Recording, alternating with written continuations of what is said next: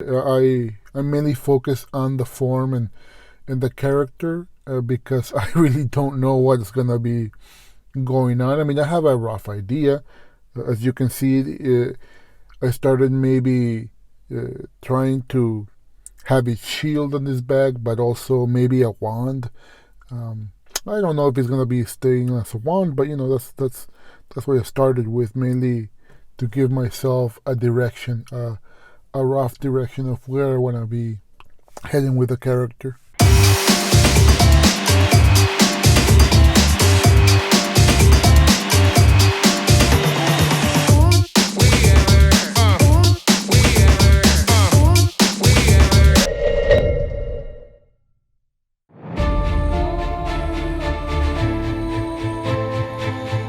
Alright, so Link from any of the Zelda games has been one of my favorite characters ever since I started playing Zelda games back in the 90s with Link to the Past. I was pleasantly surprised when I decided to pick that game up at one of the rental stores. It was different from everything really that I played until then. It was my first introduction to something other than platformers or fighting games or racing games, and it was what actually set me on a path of RPGs and story-driven games. Anyway, as you can see, after the initial sketch, I went for the face, just mainly to get it out of the way as fast. It's not perfect, it's just something to get the values, lights and darks and midtones in there. And I usually tend to work with midtones first and then go to the extremes. I find that it's easier to do it that way. So after the face, I decided to start painting the body, just same as the face, just values in green, some dark, some lights, nothing other than to set up rough shapes.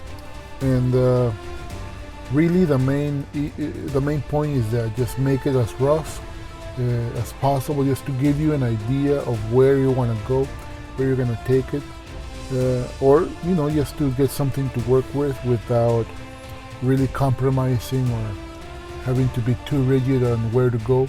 It's just just be a bit free with it. Now, it's usually the way I work, but I recommend everyone to work that way, mainly because it'll give you a lot of room to improvise. You can take things every which way you want, or any which way you want. Really, the limiting factors become mainly to stay true to the idea, whilst giving you the freedom to work and do things that maybe you didn't have in mind before then. In this case, for example, I didn't know I was gonna be painting Link until probably that day in the morning or before noon. So I didn't really have a clear idea of where I was gonna take Link or what it was gonna turn out to be. Even whilst painting it right here, I mainly focus on the form and the character because I really don't know what's gonna be going on. I mean, I have a rough idea. As you can see, I started maybe trying to have a shield on his bag, but also maybe a wand. I don't know if it's gonna be staying as a wand, but that's what I started with, mainly to give myself a direction, a rough direction of where I want to be heading with the character. So, like I said, I don't know where I'm going to be taking it, but you know what? I think it might be interesting to maybe have him be in some sort of studio with a green screen behind him. Maybe posing or about to go on air, or maybe just something of the sort. We'll see where it goes. For now, it's just the green screen some green cloth or something, you know. Let's see where it goes with that. Bit of details here and there as I go along, nothing too complicated. I like how the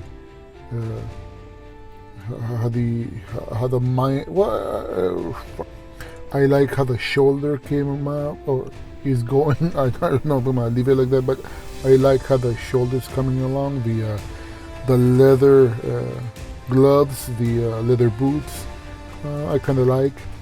We're gonna see where it takes us if we're gonna leave it. Maybe I'll add some steel on there or something more to the boots or the gloves. We'll see. It's interesting painting a video game character such as this, because the idea I've always had about the characters is you know, it's the one presented to us in the first video game that I played, which is Link to the Past. It's about a young boy, maybe living out with his uncle who's a blacksmith, but also, you know, he can't just be living out there with, you know, out of the town with nothing really for protection. So even though I decided to paint him in a studio, I still have him more of a rugged warrior type of character. Anyway, here here I decided to go for one of those studio thingies where you say action or stop or whatever, mainly to emphasize on the atmosphere, on the scene, which is Link in a studio. And I opted to not keep the staff and go for the sword, maybe with some motion sensor stuff going on, you know, some little green dots here and there to capture where he's gonna move it. I don't want to make it look like the actual sword. I want to make it more of a prop type of thing, and above him the on air, off air sign, you know, maybe turned on or about to be turned on. I don't know. No, I'll make it turned on.